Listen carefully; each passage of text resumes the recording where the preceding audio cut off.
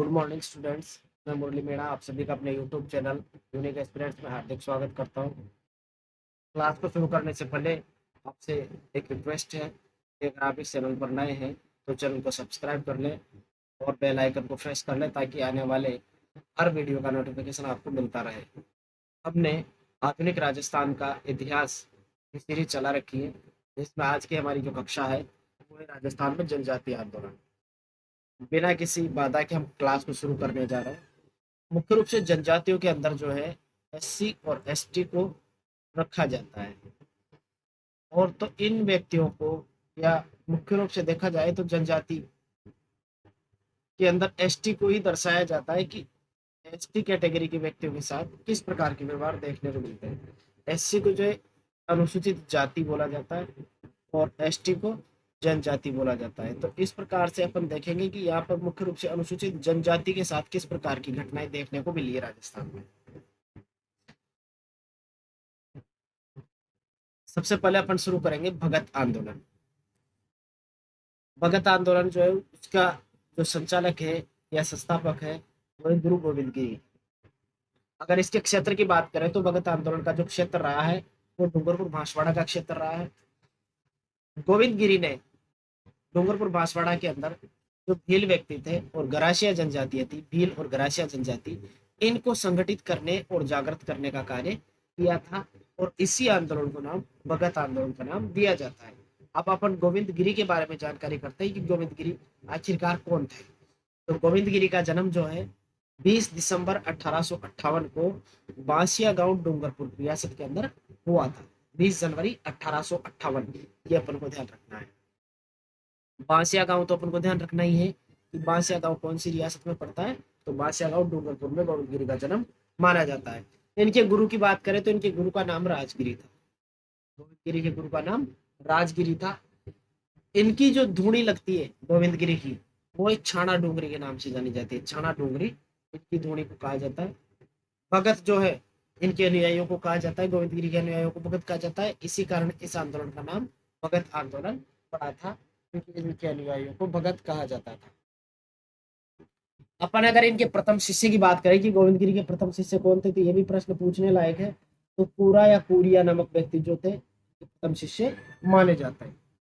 1883 में इन्होंने सब सभा की स्थापना की थी और भगत पंथ एक नया पंथ इन्होंने चलाया था। 1883 का तो विशेष ध्यान रखना है कि सब सभा की स्थापना कब हुई थी, 1883 में। और इनका जो कार्य क्षेत्र है वो मानगढ़ पहाड़ी मुख्य रूप से था। मानगढ़ पहाड़ी वर्तमान बांसवाड़ा के अंदर स्थित है। सम सभा का जो प्रथम अधिवेशन है ये 1903 में मानगढ़ की पहाड़ी पर हुआ था। ये भी अपन को ध्यान रखना है कि सम सभा का प्रथम अधिवेशन कहाँ पर हुआ था, मानगढ़ की पहाड़ी पर। कब हुआ था, 1903 में। अब भीलों के विद्रोह के आखिरकार क्या कारण रहे कि भील लोगों ने अंग्रेजों के खिलाफ विद्रोह किया या वहां के तत्कालीन राजा महाराजाओं के खिलाफ विद्रोह किया, उन कारणों के बारे में अपन देखते हैं।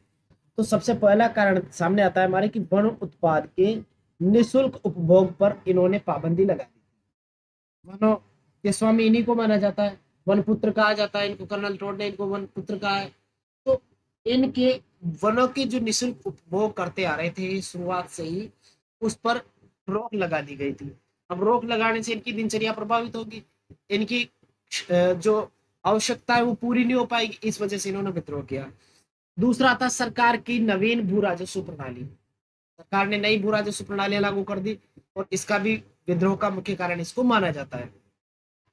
अगला रीजन देखे तो वो था बेट बेगार प्रथा और दोषपूर्ण आबकारी नीति।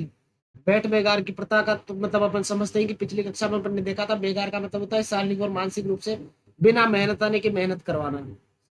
और दोषपूर्ण आबकारी नीति, आबकारी नीति जो है वो शराब के ऊपर लागू की जाती है। अब ये जो भील व्यक्ति है ये शराब बनाते हैं महुआ से। अगर महुआ के शराब जो है उसके इस्तेमाल पर रोक लगेगी तो निश्चित रूप से ये लोग इसका विरोध करेंगे। तो इन्होंने विरोध किया क्योंकि इनकी जो आबकारी नीति थी वो खराब थी और अंग्रेजों की भेदभावपूर्ण नीति।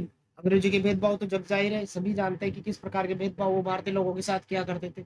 भारतीय व्यक्तियों को तो कुत्तों की श्रेणी में रखते थे। इस वजह से इस प्रकार के भेदभाव इनके साथ हुए तो इन लोगों ने विद्रोह कर दिया। अपन इनके विद्रोह की बात करें तो इन्होंने सर्वप्रथम विद्रोह किया था 1913 में। ये अपन को ध्यान रखना है कि भीलों ने विद्रोह किया था 1913 के अंदर। अब क्या हुआ, 17 नवंबर 1913 को, जिस दिन मार्क्सिस्ट पूर्णिमा थी, इस दिन मानगढ़ पहाड़ी पर एकत्रित भीलों और आदिवासियों पर कैप्टन सटन, इसका ध्यान रखना है, अंग्रेज का नाम कैप्टन सटन के आदेश पर गोलीबारी की गई, जिसमें 1500 आदिवासी मारे गए थे। तो ये डेट अपन को ध्यान रखने है कि किस दिन ये गोलीबारी या हत्याकांड की घटना हुई थी, 17 नवंबर 1913 के दिन, मार्क्सिस्ट पूर्णिमा को। तो इसमें 1500 किसान मारे गए थे या आदिवासी मारे गए थे। इस घटना को मानगढ़ हत्याकांड कहा जाता है, और राजस्थान, इसे राजस्थान में जलियांवाला बाग हत्याकांड भी कहा जाता है। ये अपन को ध्यान रखना है कि मानगढ़ हत्याकांड का दूसरा नाम क्या मान सकते हैं, राजस्थान का जलियांवाला बाग हत्याकांड इसको संज्ञा दी जाती है, क्योंकि जलियांवाला बाग हत्याकांड के अंदर जनरल डायर ने इसी प्रकार से गोलीबारी करी थी पब्लिक को घेर कर, और ऐसी ही घटना यहाँ पर 1913 के अंदर देखने को मिली थी, नवंबर 1913 में। आदिवासियों के मसीहा जो है मोतीलाल तेजावत को कहा जाता है। तो हमारा जो आंदोलन था गोविंद गिरी वाला भगत आंदोलन को समाप्त होता है। अब देखते हैं अपन एक ही आंदोलन। एक ही आंदोलन जो है उसका दूसरा उपनाम जो है वो भूमट बील आंदोलन भी मिलता है। परीक्षा में भूमट बील आंदोलन दे दिया जाए तो उसको देकर भ्रमित नहीं होना है, एक ही आंदोलन का ही दूसरा नाम है भूमट बील आंदोलन। ये किन्होंने चलाया था, तो इसके प्रवर्तक थे मोतीलाल तेजावत। मोतीलाल तेजावत की अगर अपन बात करें कि मोतीलाल तेजावत का जन्म कब हुआ था, तो 1886 में हुआ था, कोलियारी गांव के अंदर हुआ था, जो झाड़ोल ठिकाने के अंदर पड़ता है। झाड़ोल भी तत्कालीन उदयपुर के अंदर आता था, और ये ओसवाल जैन परिवार के अंदर इनका जन्म हुआ था, कोलियारी गांव के अंदर 1886 में ओसवाल जैन परिवार के अंदर झाड़ोल ठिकाने में इनका जन्म हुआ था। एक ही आंदोलन की शुरुआत जो है वो 1921 से मानी जाती है, और ये शुरुआत फलासिया और झाड़ोल उदयपुर से इसकी शुरुआत मानी जाती है। 1921 में फलासिया और झाड़ोल उदयपुर से इसकी शुरुआत मानी जाती है। क्या कारण है कि आंदोलन शुरू किया गया, तो भीलों को अत्याचार और शोषण से मुक्त करने के लिए यह आंदोलन शुरू किया गया था। भीलों के ऊपर जो अत्याचार हो रहे थे, उनका जो शोषण किया जा रहा था, उससे मुक्ति दिलाने के लिए आंदोलन किए गए थे।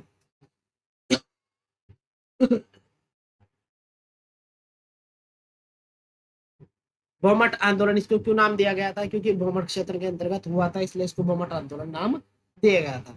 अन्य कारणों पर अपन बात करें तो बराड़ एक शब्द देखने को मिलेगा। राजकीय करों की वसूली में भीलों के साथ क्रूरतापूर्ण जो व्यवहार किया जाता था उसको बराड़ कहा जाता था। परीक्षा में सीधे सीधे शब्द उठा के पूछा जा सकता है कि बराड़ क्या था, तो राजकीय करों की वसूली में भीलों के साथ जो क्रूरतापूर्ण व्यवहार किया जाता था उसको बराड़ नाम दिया गया था। अगला रीजन की अपन बात करें तो डाकन प्रथा पर रोक लगा दी थी इन्होंने, और भीलों की धार्मिक भावनाएं आहत करने का इन लोगों ने प्रयास किया था। इस वजह से भीलों ने आंदोलन किया 1921 में। वो उत्पादों के संग्रहण पर रोक लगा दी थी। तंबाकू, अफीम और नमक पर नए कर लगा दिए थे, और अत्यधिक लागबाग और बैठ बेगार इन्होंने लागू कर दी थी। इस वजह से ये आंदोलन मुख्य रूप से देखने को मिलते हैं। तो फिर मोतीलाल तेजावत ने मात्र कुंडिया, यही से इस आंदोलन की शुरुआत मानी जाती है। रासमी तहसील चित्तौड़गढ़ से इस आंदोलन की शुरुआत की थी 1921 के अंदर। तेजावत ने सरकार के सामने या अंग्रेजों के सामने 21 मांगे रखी थी। मेवाड़ की सरकार के सामने 21 मांगे रखी थी, और इन 21 मांगों की जो पुस्तक थी उसका नाम था मेवाड़ की पुकार। ये पुस्तक भी इन्होंने लिखी थी। इसी के अंदर इन 21 मांगों का जिक्र देखने को मिलता है। मोतीलाल तेजावत की गतिविधियों का जो केंद्र था वो झाड़ोल ठिकाना था। ये अपन को ध्यान रखना है कि मोतीलाल गतिविधियों का केंद्र कौन सा ठिकाना था, झाड़ोल ठिकाना, जो उदयपुर के अंदर आता है। तेजावत ने विजयनगर राज्य के नीमड़ा गांव में, विजयनगर राज्य के नीमड़ा गांव में 1921 में एक सम्मेलन बुलाया, जिस पर मेवाड़ भील कोर के सैनिकों ने गोलीबारी कर दी और 1200 आदिवासी इसमें मारे गए थे। तो नीमड़ा हत्याकांड भी इसको कहा जाता है। नीमड़ा हत्याकांड का संबंध कहां से हुआ, फिर कौन से आंदोलन से हो गया, एक ही आंदोलन से, और इसमें 1200 किसान 1200 आदिवासी मारे जाते हैं। नीमड़ा हत्याकांड को राजस्थान का दूसरा जलियांवाला बाग हत्याकांड भी कहा जाता है। पहला जलियांवाला बाग हत्याकांड तो कौन सा हुआ, मानगढ़ पहाड़ी वाला, 1917 में हुआ था, 1913 में हुआ था, 17 नवंबर 1913 को। और नीमड़ा हत्याकांड जो है ये 1921 में हुआ था। इसको जलियांवाला बाग का दूसरा, राजस्थान का दूसरा जलियांवाला बाग हत्याकांड कहा जाता है।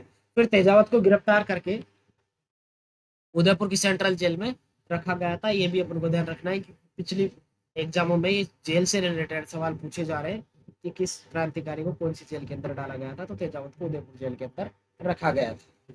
अब आते हैं अपन मीणा आंदोलन पर। भीलों से संबंधित ये दो ही आंदोलन है, गोविंद गिरी का भक्त आंदोलन और मोतीलाल तेजावत का एक ही आंदोलन। अब आते हैं मीणा आंदोलन। मीणाओं के लिए 1924 में एक क्रिमिनल ट्राइब्स एक्ट पारित किया गया था, और ये एक्ट जो पारित किया गया था उसका रीजन था कि मीणाओं के द्वारा जो लूटपाट की जाती थी, इसके कारण इस एक्ट को लागू किया गया। फिर 1930 के अंदर जयपुर राज्य में जरायम पेशा कानून बनाया गया, और जरायम पेशा कानून के तहत प्रत्येक दिन थाने में हाजिरी देना अनिवार्य कर दिया गया। तो फिर थाने में हाजिरी देने की जाने की वजह से लोगों की दिनचर्या प्रभावित होने लगी, बिना मतलब की परेशानियां खड़ी होने लगी। इसका विरोध होना लाजमी था, क्योंकि सभी व्यक्ति डेली तो थाने में हाजिरी देने के लिए नहीं जा सकते। तो फिर 1933 में मीणा क्षेत्रीय महासभा का गठन किया गया। ये ऑथेंटिक डेटा है, तो इनको अपन को ध्यान रखना है कि किस सन में कौन सी स्थिति सामने आती है। क्रिमिनल ट्राइब्स एक्ट 1924, जरायम पेशा कानून 1930, मीणा क्षेत्रीय महासभा 1933, ये तीनों ध्यान रखने हैं। फिर 1944 के अंदर जैन संत जो थे मुनि मगन सागर, इनकी अध्यक्षता में नीम का थाना सीकर में एक बृहद सम्मेलन हुआ था, और मीणाओं को गलत कार्य नहीं करने की शपथ इसमें दिलाई गई थी। गलत कार्य न करने की इसमें शपथ दिलाई गई थी, ताकि वो व्यक्ति गलत कार्य ना करे। पंडित बंशीधर शर्मा ने मीणा राज्य मीणा सुधार समिति का गठन किया था। पंडित बंशीधर शर्मा ने, तो राज्य मीणा सुधार समिति का संबंध किससे? बंशीधर शर्मा से, ये अपन को ध्यान रखना। फिर 1945 में जरायम पेशा कानून को वापस लेने के लिए लक्ष्मी नारायण के नेतृत्व में आंदोलन हुआ था, जरायम पेशा कानून के विरोध में। 1946 में फिर स्त्रियों और बच्चों को जरायम पेशा कानून से छूट दे दी गई थी, तो 1946 में इनको छूट मिली, और 1952 में जरायम पेशा कानून रद्द कर दिया गया। तो ये ध्यान रखना है कि 1952 में जरायम पेशा कानून रद्द किया गया था। अगर लागू करने की बात पूछे तो लागू 1930 में किया गया था। इस प्रकार आज की हमारी जो कक्षा है वो संपन्न होती है। जनजातियों से संबंधित है, तीनों जनजातियों के बारे में ही क्वेश्चन पूछे जाते हैं, तो अपन को इन तीनों जनजातियों का विशेष ध्यान रखना है, ताकि हमें किसी प्रकार की कोई दिक्कत ना आए।